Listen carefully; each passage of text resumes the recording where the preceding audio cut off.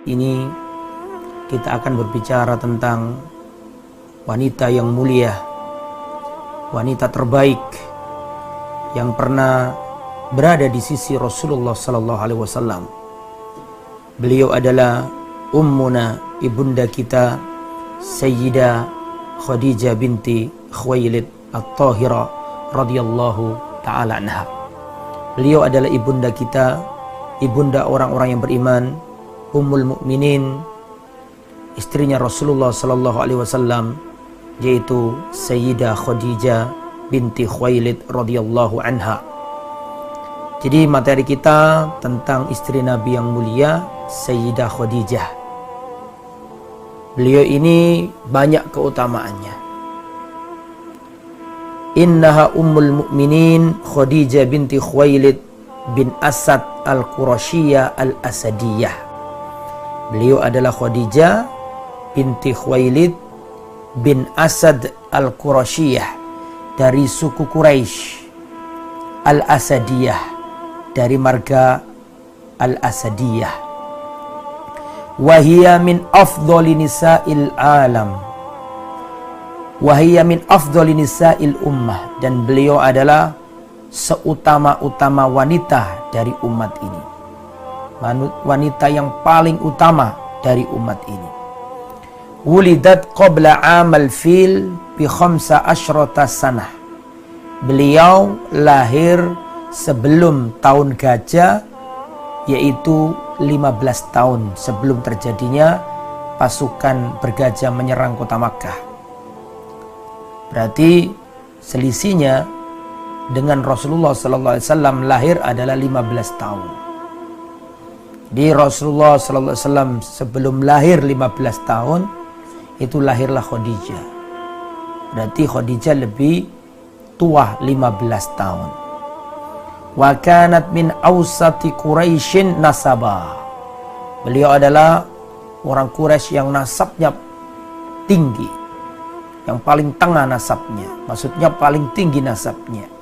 Wa a'dhamuhum syarafa, dan beliau adalah wanita Arab yang paling agung kemuliaannya. Hatta idza balaghat urifat bit-tahirah. Semenjak beliau balik, beliau dijuluki oleh orang-orang jahiliyah, dijuluki oleh orang-orang pada waktu itu dengan sebutan At-Tahirah, wanita yang suci. Jadi julukannya Sayyidah Khadijah binti Khuwailid adalah At-Tahirah, wanita yang suci. Mengapa beliau dijuluki At-Tahirah, wanita yang suci? Litarkiha ma kanat taf'aluhu nisa'ul jahiliyah. Beliau diberi julukan At-Tahirah, wanita yang suci, karena pada waktu itu beliau meninggalkan adat-adat jahiliyah yang biasanya dikerjakan oleh wanita-wanita kafir pada waktu itu. Dan di antara adat-adat jahiliyah yang dilakukan oleh wanita-wanita pada zaman itu adalah tabarruj. Mereka berhias, menampakkan auratnya, kelihatan perutnya, mereka berlenggak-lenggok, mereka bernyanyi, ya. Dan itu tidak pernah dilakukan oleh Sayyidah Khadijah. Tidak ikut kebiasaan wanita-wanita Arab jahiliyah. Berhias, membuka aurat. Gak pernah Sayyidah Khadijah melakukan itu. Dan di antara kebiasaan wanita jahiliyah pada waktu itu adalah tawaf dalam keadaan telanjang. Jadi dulu orang Arab jahiliyah itu wanitanya kalau mau tawaf mengelilingi Ka'bah, mereka telanjang, kemudian rambutnya ditaruh di depan untuk menutupi payudaranya. Sayyidah Khadijah tidak pernah ikut-ikutan, ya, kegiatan-kegiatan yang seperti itu. Dan dulu wanita-wanita Arab itu jahiliyah, kalau sudah waktunya nikah kok belum datang laki-laki, maka wanita jahiliyah pada waktu itu menancapkan bendera di rumahnya. Yang itu artinya wanita ini siap untuk dikumpuli, siapa saja laki-laki yang mau silakan masuk. Jadi dulu itu kalau ada wanita yang sudah siap menikah, belum ada jodohnya, menancapkan bendera di rumahnya. Artinya open, buka, siap, silakan masuk yang mau. Kadang masuklah berkumpul, bergaul ya di kamar dengan wanita tersebut, satu laki-laki, 2, 3, 4, 5, 6, mungkin sampai 10. Nah, nanti kalau wanita ini mengandung, maka wanita ini mendatangkan dukun. Dan semua laki-laki yang pernah menyetubuhinya dikumpulkan semua. Kemudian ketika bayi ini lahir, maka dilihat, dicocokkan wajahnya sama orang-orang yang banyak ini, terus ditunjuk oleh mbah dukun. Ini jabang bayi adalah anaknya Fulan, dan Fulan harus mau jadi bapaknya. Itu cara pernikahan jahiliyah. Nah, itu Sayyidah Khadijah tidak pernah ikut acara-acara kayak gitu. Tidak pernah tabarruj, tidak pernah membuka aurat. Beliau juga tidak melakukan ritual-ritual negatif, tidak mau. Makanya beliau dijuluki At-Thahirah, wanita suci pada waktu itu. Ikhwatal iman yang dirahmati oleh Allah Subhanahu wa taala. Bagaimana perkenalan Rasulullah dengan Sayyidah Khadijah binti Khuwailid radhiyallahu anha? Ketika Rasulullah sallallahu alaihi wasallam umur 20-an ke atas, menjelang 25 tahun, Rasulullah sallallahu alaihi wasallam memiliki profesi yaitu berdagang. Dan pada waktu itu Sayyidah Khadijah adalah seorang wanita yang kaya raya. Janda dan kaya raya. Janda, kaya raya, terhormat, bangsawan, nasabnya tinggi. Kaya raya. Sehingga banyak ya orang-orang Quraisy, baik pemudanya maupun ya para dudanya, semua antri ingin menikahi Khadijah. Terhormat, kaya raya, cerdas, ya, menjaga kesucian dirinya. Sehingga banyak laki-laki yang datang berusaha meminang Khadijah. Tapi Allah Subhanahu wa taala menjadikan hatinya Sayyidah Khadijah pada waktu itu nggak srek sama laki-laki yang banyak yang antri ingin melamar dirinya. Nggak ada yang cocok, ditolak semuanya. Di saat seperti itu, Khadijah ingin konsentrasi mengembangkan perniagaannya. Lah, kita tahu bahwa Rasulullah SAW itu sejak belum jadi nabi sudah dijuluki oleh orang kafir Quraisy dengan julukan Al-Amin. Bahkan sebelum jadi nabi sekalipun, Rasulullah itu sudah memiliki gelar Al-Amin, manusia yang terpercaya, manusia yang amanat. Wah, Rasulullah itu wajahnya ganteng, perangainya bagus, akhlaknya mulia, dan beliau punya skill dalam berniaga. Akhirnya Sayyidah Khadijah radhiyallahu anha memilih Rasulullah SAW diajak kerjasama sebagai karyawan atau sebagai orang yang diupah oleh Sayyidah Khadijah radhiyallahu anha untuk berdagang, membawa hartanya Khadijah digunakan untuk berdagang ke negeri Syam. Dan kita tahu orang Mekah itu menyandarkan perekonomiannya pada dagang. Dan mereka dagang musim dingin ke Yaman, musim panas ke negeri Syam. Maka pada waktu itu Rasulullah SAW membawa hartanya Sayyidah Khadijah radhiyallahu anha, harta yang banyak, dikembangkan, ya, diperjualbelikan supaya mendapatkan keuntungan yang banyak. Dan pada waktu itu Khadijah menjadikan Rasulullah bersama seorang laki-laki. Laki-laki ini budaknya Khadijah, disuruh menemani Rasulullah. Itu belum jadi Rasul pada waktu itu. Namanya budak ini adalah Maisarah, ya, namanya adalah apa? Maisarah. Maisarah ini budak kecil, gulam itu budak kecil ya, miliknya Khadijah. Sudah, kamu wahai Maisarah, berangkatlah dengan Muhammad SAW pergi ke negeri Syam untuk berdagang, untuk membantulah begitu, ya, untuk membantu Rasulullah SAW. Dan ini Maisarah ini laki-laki, bukan perempuan. Nah, kalau ada perempuan kok namanya Maisarah ya. Yang berbeda dengan kisah ini. Kalau kisah ini Maisarah di sini laki-laki. Jadi berangkatlah Rasulullah SAW dengan Maisarah, seorang laki-laki budaknya Khadijah yang masih kecil ya, hulam. Berangkat ke negeri Syam. Selesai, dan dalam perjalanan ini Rasulullah SAW menunjukkan akhlak yang baik, baik dalam safar maupun dalam jual beli. Sehingga Rasulullah SAW mendapatkan keuntungan yang sangat banyak sekali. Maka datanglah waktunya pulang dari negeri Syam sampai ke negeri Mekah.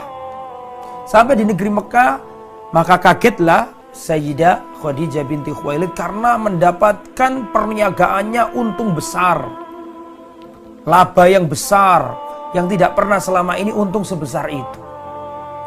Maka Khadijah ini tanya ke Maisarah, ya, tentang kok bisa seperti ini. Maka Maisarah berkata kepada Rasul, kepada tuannya yaitu Khadijah binti Khuwailid radhiyallahu anha, wahai majikanku, ini tidak pernah ada orang kayak Muhammad sallallahu alaihi wasallam. Ya, dalam akhlaknya baik, dalam safar tidak egois, dalam berniaga jujur, tidak menyembunyikan aib, tidak berdusta. Orangnya baik, disenangi orang banyak sehingga laris dan untung banyak.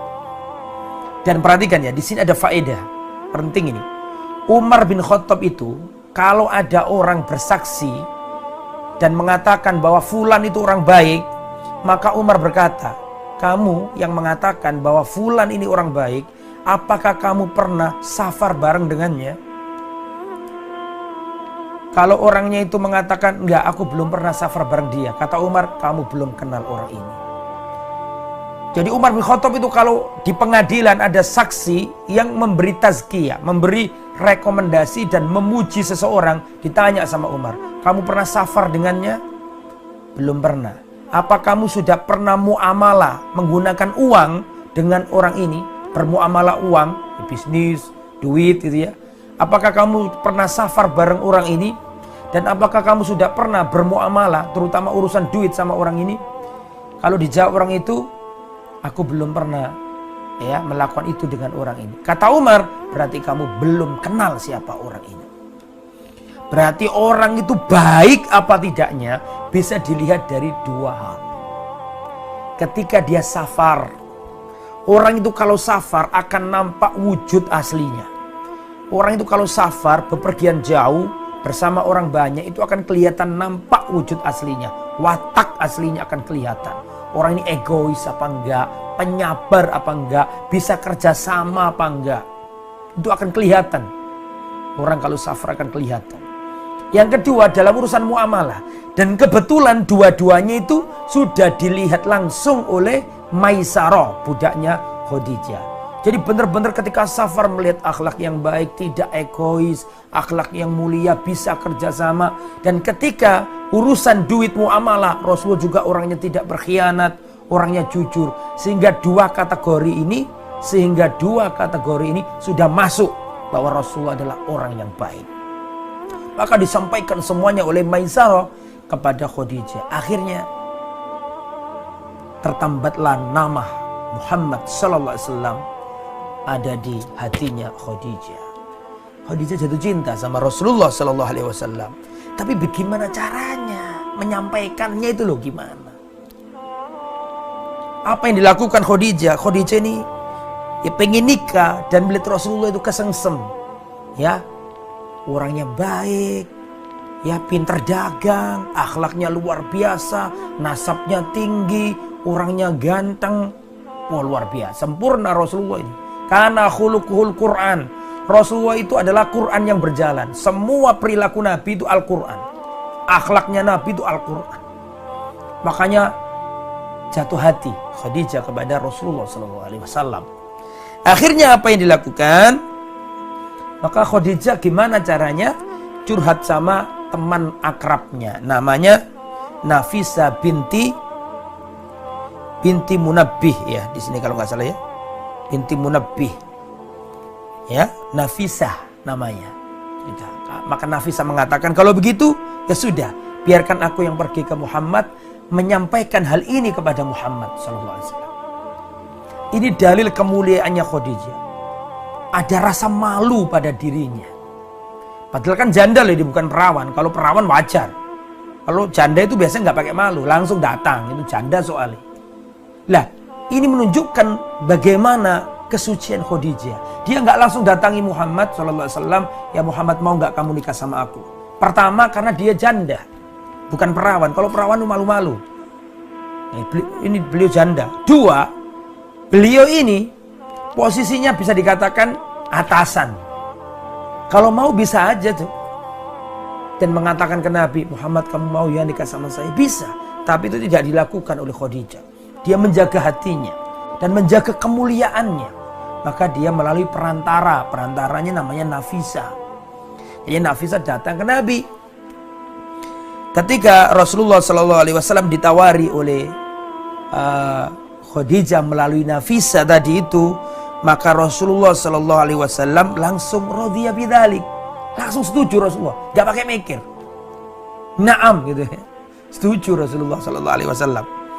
Nah setelah setuju, Rasulullah SAW datang ke paman beliau, paman-pamannya Abu Thalib, Abu Lahab. Abu Lahab masih cinta Nabi, waktu itu Nabi belum jadi Rasul.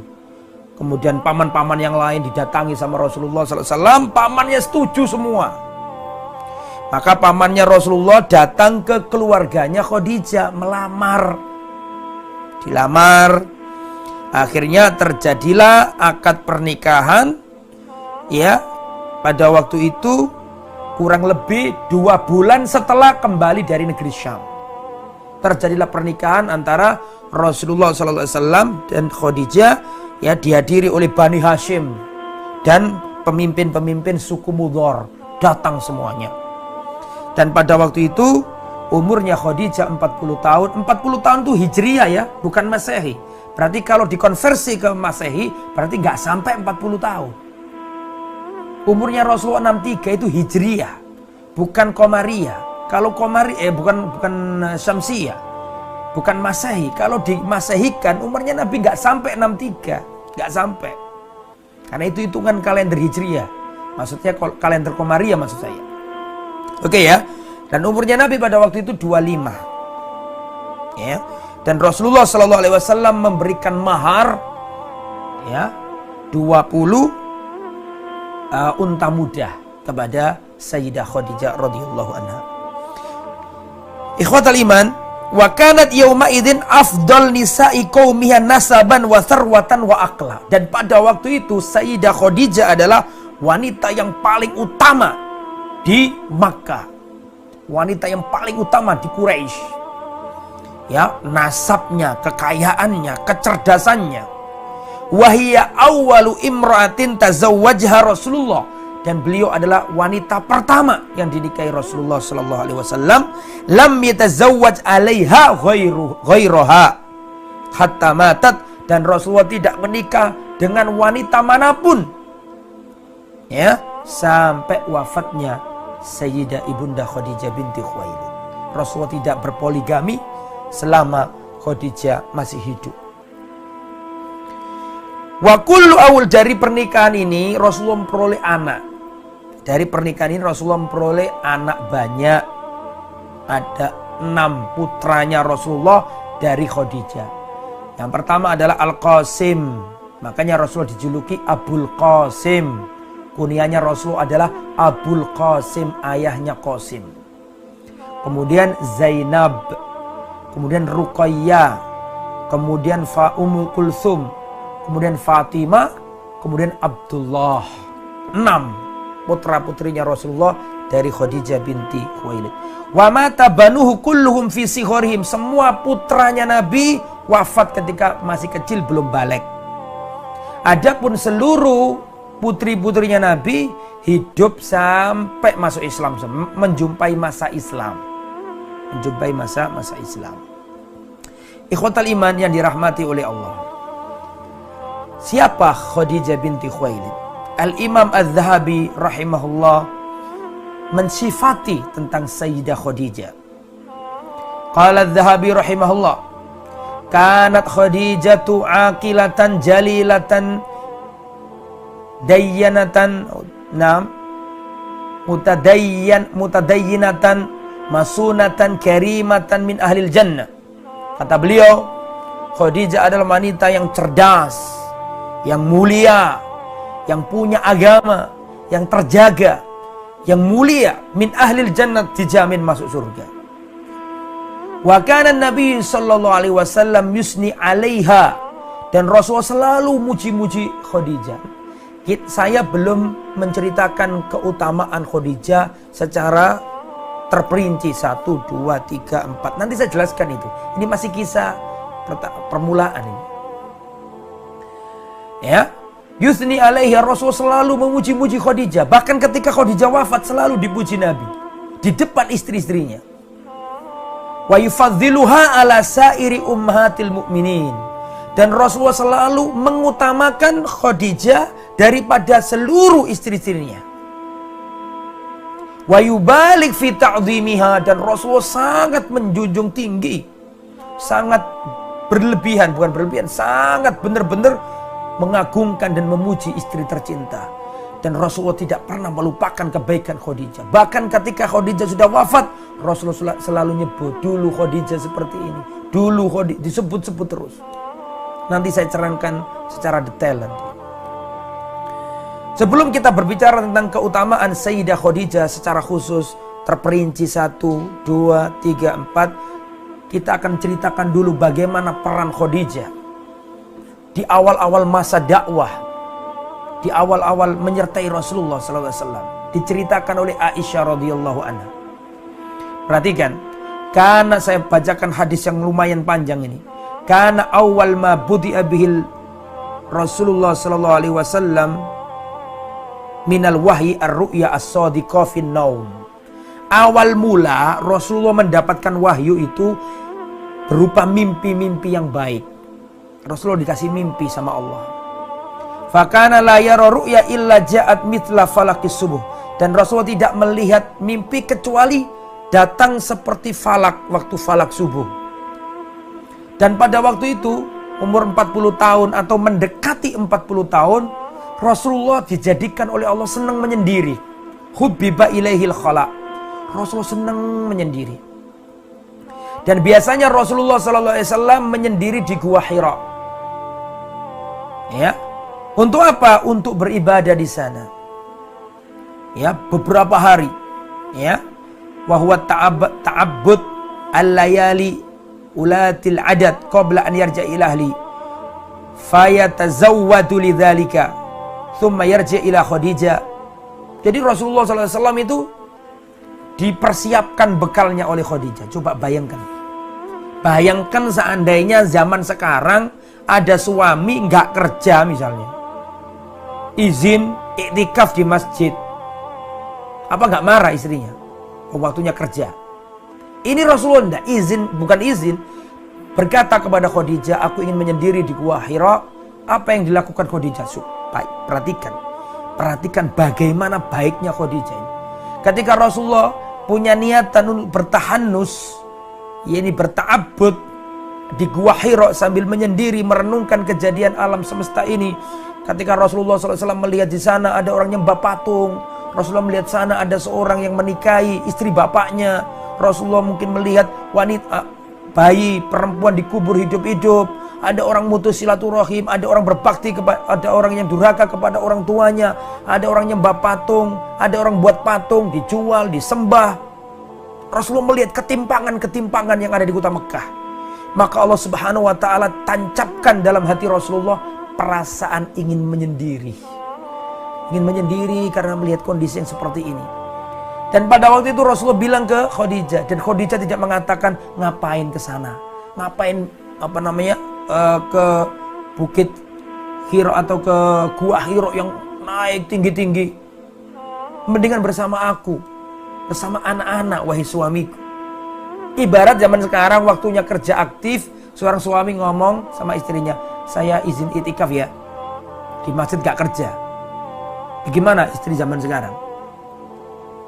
Ya, bisa cekcok itu.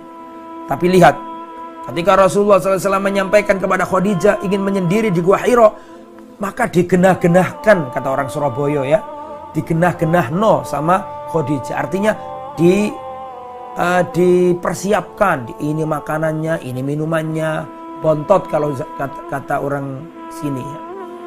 Dibuatkan makanan untuk perbekalan, dibawa Rasulullah SAW ke bukit atau ke Gua Hira. Kalau sudah habis perbekalannya, turun dibekali lagi sama Khadijah. Subhanallah, istri yang setia dikala susah dan duka. Akhirnya ketika Rasulullah kembali itu berhari-hari itu Rasulullah, Allah jadikan Rasulullah suka menyendiri. Akhirnya ketika Rasulullah SAW ada di bukit itu, maka apa yang terjadi? Datanglah malaikat Jibril. Ya, kaget Rasulullah SAW, dan kemudian Jibril mengatakan, "Iqra, bacalah." Rasulullah mengatakan, "Ma'ana biqari'in, aku gak bisa baca." Maka Rasulullah diambil dan didekap oleh malaikat Jibril sampai Rasulullah hilang tenaganya. Maka dilepas lagi oleh malaikat Jibril. Kemudian Jibril berkata, "Iqra, bacalah." Rasulullah mengatakan, "Ma'ana biqari'in, aku gak bisa baca." Maka didekap lagi oleh Rasulullah, oleh Jibril, didekap lagi. Setelah itu dilepas sampai ya diperintah lagi Iqra untuk ketiga kalinya. Iqra bismi rabbikal ladzi khalaq, khalaqal insana min 'alaq, Iqra wa rabbukal akram, alladzi 'allama bil qalam, 'allamal insana ma lam ya'lam. Inilah wahyu pertama. Melihat makhluk yang aneh mendekap Rasulullah, dapat wahyu Iqra bismi rabbikal ladzi khalaq, khalaqal insana min 'alaq, Iqra wa rabbukal akram. Maka Rasulullah ketakutan, langsung Rasulullah turun. Ya, sampai di rumahnya Rasulullah mengatakan, "Zammiluni, zammiluni, selimutilah aku, selimutilah aku." Langsung diselimuti sama Khadijah radhiyallahu anha. Diselimuti sama Khadijah. Ketika Rasulullah SAW dalam kondisi reda ditanya, "Ada apa wahai suamiku tercinta?" Maka Rasulullah SAW mengatakan, "Laqad khasyitu ala nafsi." Aku khawatir, aku takut ada sesuatu yang menimpa diriku. Ketika aku di gua ketemu sama makhluk, aku diberi ucapan, aku didekap sampai hilang tenaga, aku diceritakan sama Khadijah. Apa kata Khadijah? Lihatan istri yang solehah ini. Khadijah mengatakan, "Wallahi ma yuhzikallah abada." Demi Allah wahai suamiku, Allah tidak akan pernah menghinakan dirimu. Innaka latasilur rahima, kau adalah orang yang selalu nyambung tali rahim. Wa tahmilul kal, kau selalu membantu orang-orang yang kesusahan. Wa taksibul maktum, membantu orang yang kurang. Kau menolong orang yang kesulitan, menolong orang yang didolimi. Wa takrid dhaif, dan kamu selalu menjamu tamu. Wa tu'inu ala nawaibil haq, kamu membantu orang yang didolimi, membantu orang yang dalam keadaan hak. Fantolaqat bi, bahkan dalam riwayat, perhatikan, dalam riwayat Sayyidah Khadijah mengatakan, "La takhaf, jangan kau takut wahai suamiku. Arju antakuna nabiyya hadhil ummah." Aku berharap engkau menjadi nabinya umat ini. Aku berharap engkau menjadi nabinya umat ini. Fantolaqat bi, maka Rasulullah diajak oleh Khadijah kemana? Rasulullah diajak Khadijah ke seorang laki-laki yang paham Injil, bisa bahasa Hebrew, bisa bahasa Ibrani. Namanya Waraqah bin Naufal bin Asad bin Abdul Uzza ibnu Ammi Khadijah, sepupunya Khadijah. So, perhatikan ya, ini menunjukkan kecerdasannya Khadijah. Ketika Rasulullah menemui makhluk yang aneh, mendapatkan wahyu dari langit, Iqra sampai selesai, Rasulullah ketakutan. Maka pertama yang dilakukan oleh Khadijah adalah menenangkan Nabi, tidak menanyai. Terus diselimuti, ditunggu sampai tenang. Setelah tenang ditanyai, ada apa? Dijawab begini. Setelah itu apa? Ngasih motivasi. Subhanallah. Jangan takut wahai suamiku, Allah tidak akan menghinakanmu. Kamu menolong orang yang susah.